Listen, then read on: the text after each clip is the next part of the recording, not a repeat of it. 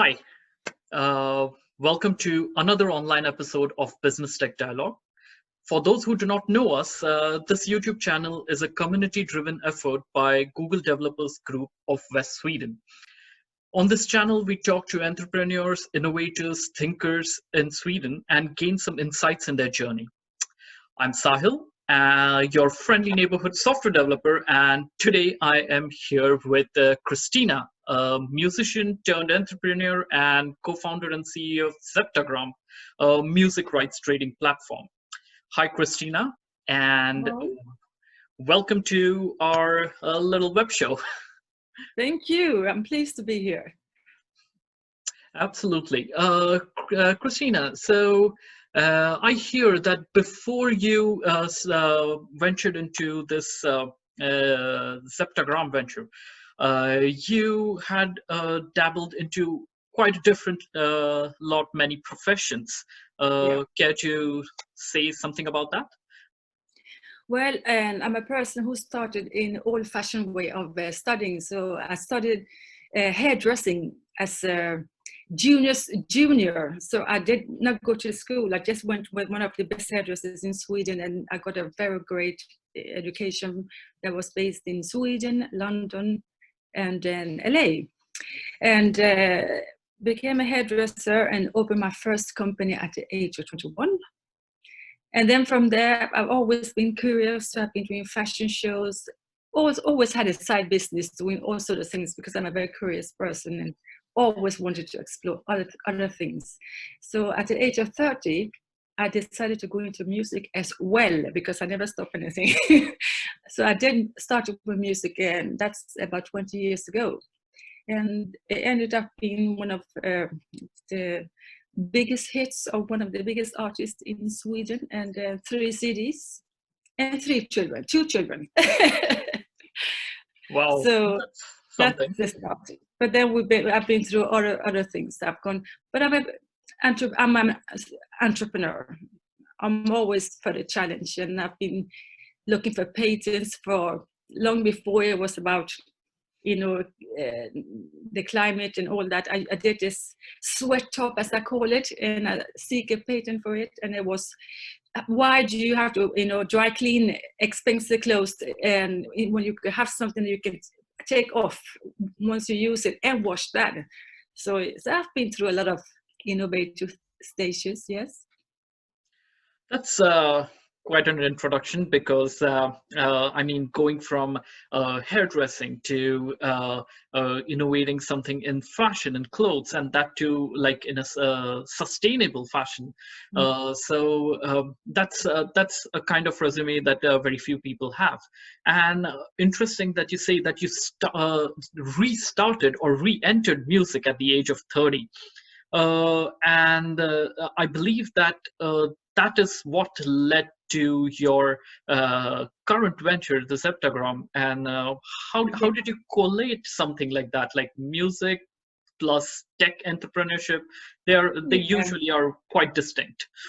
I'm a problem solver. So when there's a problem, I feel frustrated. I don't like to have problems. I always want to solve them. So going through in the stages of Pirate Bay, because we were doing music, actually one of the foundations of what we support ourselves was music. So we saw my husband and the co-founder of Zeptagram is a music producer, and he saw his production budgets go from like $100,000 to $10,000, which means less and less income. And then we went through Pirate Bay because you got less paid when you were producing the music, but you also didn't get any pay by the royalties. And then we came to Spotify, and yes, you got more paid, but still there was a pain in the situation. So they always ask you, what's the pain? Yes, the pain was we did creative work. It was really appreciated, but nothing came back out of that. And that was quite sad to really watch my husband doing so well, but being unhappy because he wasn't really, able to live on that in a good way. So I was like, what else is there? You must have something more in the music industry that is not, you're not using. And then I started to think about the asset of ownership, the music ownership. And I remember when I lived in London, David Bowie did actually put his upcoming records on the stock market. And he did that before Manchester United actually went to the stock market. And through doing that, the football world got a lot of new cash injected into the games, and the players start earning, and everybody were more involved, and new business opportunities for many people. So I was thinking this is something the music industry would need, because you will have a lot of people outside this industry that would like to be inside, but they may not be musicians, but maybe they have a sense of knowing what song is going to be popular or on the charts. So they could start investing in that. And then I started thinking about that. And here we are, Zeptagram. Absolutely. I mean, I personally, I love music, although I do not, I wouldn't ever be creative enough to create music on my own. But of course, as a kid, as a teenager, music was really passionate. At one point, I actually used to play drums for a band in my college. It's interesting that you mention the Spotify or the streaming services, and yes, I think that has at least to the younger crowd, the younger generation, my generation and beyond. We have we see Spotify as fundamentally altering the way we discover music, the way we actually reach out to our favorite artists and enjoy their work. But here's a question. Spotify in 2018 actually started cutting out direct deals with the artists, giving them direct contracts, cutting out the middleman. Is that something Zeptagram aspires to be?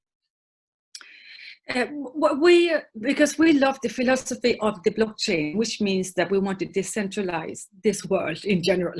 That's the philosophy of blockchain. We want a decentralized world.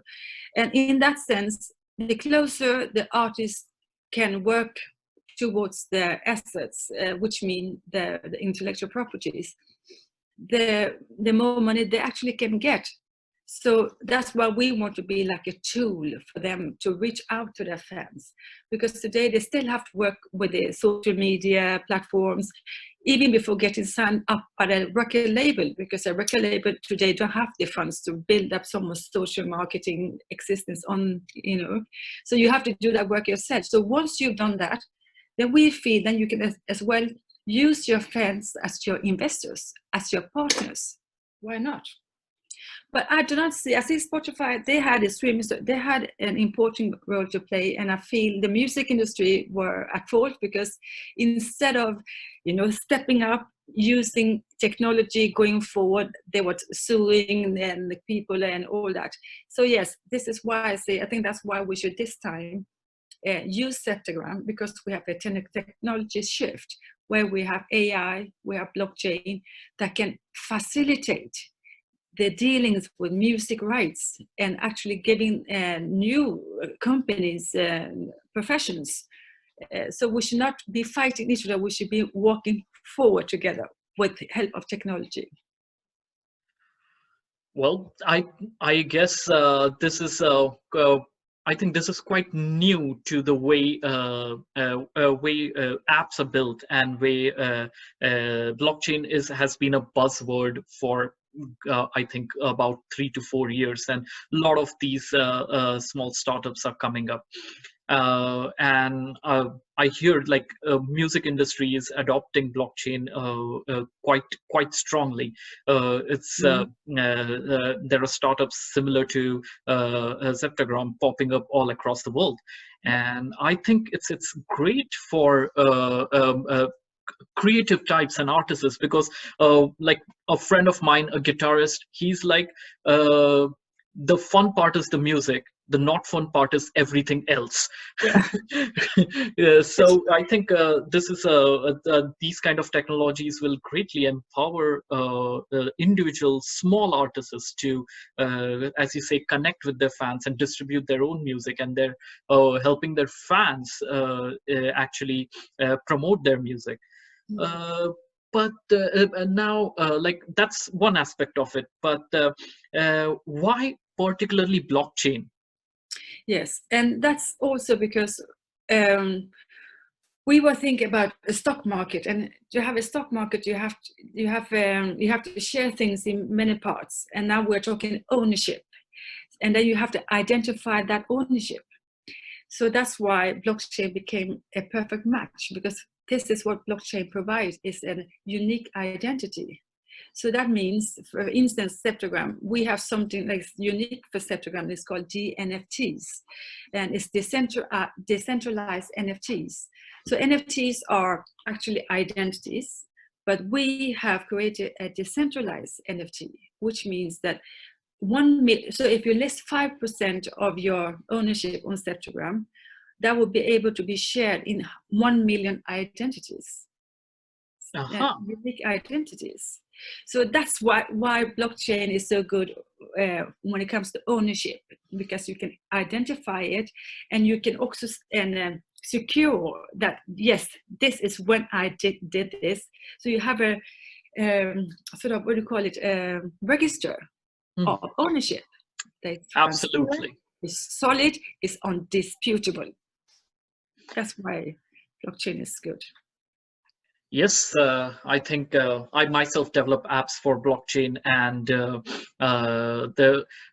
there are a lot of different platforms. So now, talking more about this technology side, since you have mentioned it so thoroughly, do you use an existing blockchain technology like the Ethereum platform, or? We are actually on Telos blockchain, which is off-chain of the EOS. Oh, okay. Yeah. That's also quite an interesting platform. I have not personally dabbled with it, but I hear it's very good to use. Yes. Uh, More about music and artists and businesses. Like, do you see Zeptagram as only a music trading platform, or do you want to expand it, maybe, because this technology, I believe, is applicable to all creative types, let's say authors, for publishing their works, because I think the publishing industry is also very notorious for not paying authors their due. So when we did our first pitch deck about Zeptagram and our vision for it, we always said we are talking intellectual properties, and they all said, yeah, well, we have to keep to one subject. I said, okay, we do music, we know the intellectual property of music, this is why we have Zeptagram, purely music. But yes, you say, of course, this applies to trademarks, patents, everything that is connected with royalties is actually applicable with Zeptagram. So our plan is to do this. And my analysis confirms what you actually said, is that I always knew that, yes, we were ahead of the curve, we will be blinded among the first, but people will rush to that industry because it's so fun with music. But we do know that Zeptagram would then create products when it comes to gaming, patents and trademarks that is not as sexy as everyone, it's not as crowded. So we always need that, and this is what you actually are explaining to me. Yeah, and it's fun. But I feel very happy that we've been on the forefront of changing the way you look at intellectual properties. We took a lot of heat of actually selling our intellectual properties that we own for one of the most famous artists here in Sweden, and we were in 40 magazines for 2 weeks, like we were burglars, we have stolen something, we have sold something that wasn't ours, because there was so much lack of understanding what intellectual property was. So we feel that we really been a big part of changing the perception of what intellectual property is, and also applied it to a technology that actually a lot of people are using. Now people are chasing us and competing with us, and that's great. That's that sounds like quite a scandal, and I guess you hit a very important point here. many people in a public domain, like what you can say as a layman, doesn't really understand what an intellectual property really is. What is a copyright? What is IP rights? What are patents? What does patents give companies like superpowers to do whatever they want? Which is Exactly. actually not true. Not And I guess a lot of common people are left out of this being able to monetize different ideas that they would think they work. And yeah. yeah, Because they've been treated more or less like a special interest, like the publishing part is a secrecy. Most artists don't really know their own rights when it comes to the publishing rights they have, the ownership they have. So that's something that we do need to educate people of. And as we say, and always thought, because I'm a future, fashion. This you say, how can you come from hairdressing to this? Actually, the road is not that far, because when you're working with trends, what you're doing is that you're always looking forward. And if you're a good trend hairdresser, you're always 2 or 3 years ahead. And that sort of thinking gets you into, analyzing your environment. So we always had this vision that, yes, we are leaving this production, world. We will be living in this, into virtual reality. And there, what is the value? Intellectual properties.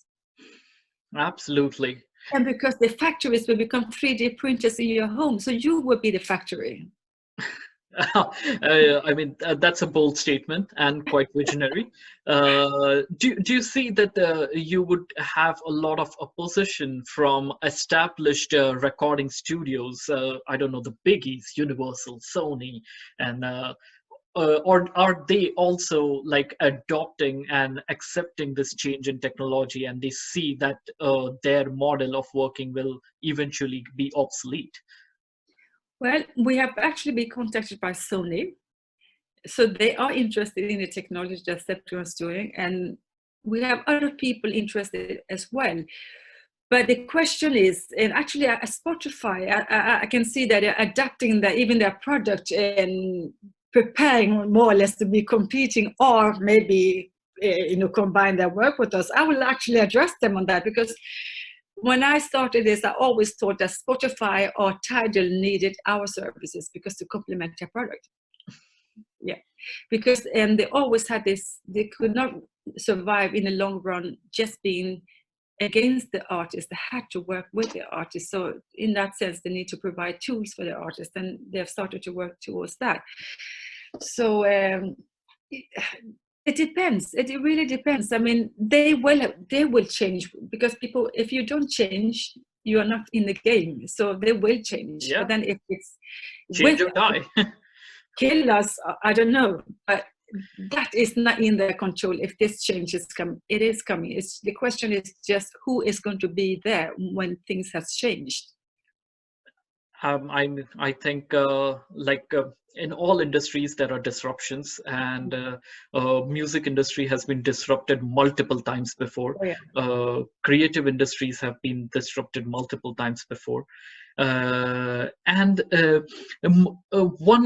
aspect of it, like I think this would be very interesting to our community members too, as well as anyone who is listening to this. Is there a legal conflict between IP trading, whether it be music property rights or any kind of IP?